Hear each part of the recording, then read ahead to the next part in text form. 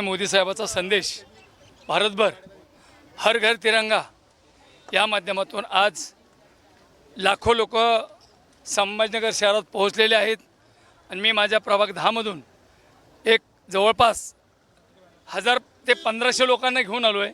सगळे तुम्हाला दिसतंय, सगळे तिरंगे जे ध्वज आपल्या आपल्या हातात घेऊन आम्ही आदरणीय मुख्यमंत्री महोदयाकडे चाललेलो आहोत आणि ही रॅली एक अफाट रॅली, एक देशाला दिशा देणारी रॅली असेल।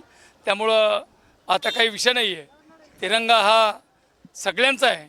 त्यामुळं या रॅलीमध्ये सगळ्या जाती धर्माच्या लोकांनी सहभागी व्हावं एवढीच विनंती। किती लोक जवळपास सहभागी होतील असा काही अंदाज आहे? माझ्या हिशोबाने 2 लाख लोक येतील, किमान 2 लाख लोक या रॅलीत सहभागी होतील। किती आमदार, किती मंत्र्यांची उपस्थिती हे आमदार तर जवळपास एक 60-65 आमदार आहेत आणि मला वाटतं 13-14 मंत्री आहे सगळे, असं एकंदरीत हे सगळं आहे।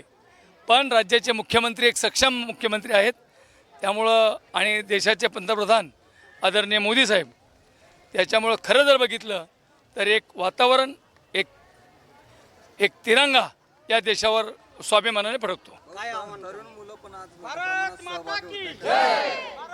नाही, तरुण मुलं हे खऱ्या अर्थाने तिरंगाचे भक्त आहेत, सगळे या देशावर प्रेम करणारे आहेत आणि आदरणीय मोदी साहेब हे देशाचे कणखर पंतप्रधान आहेत।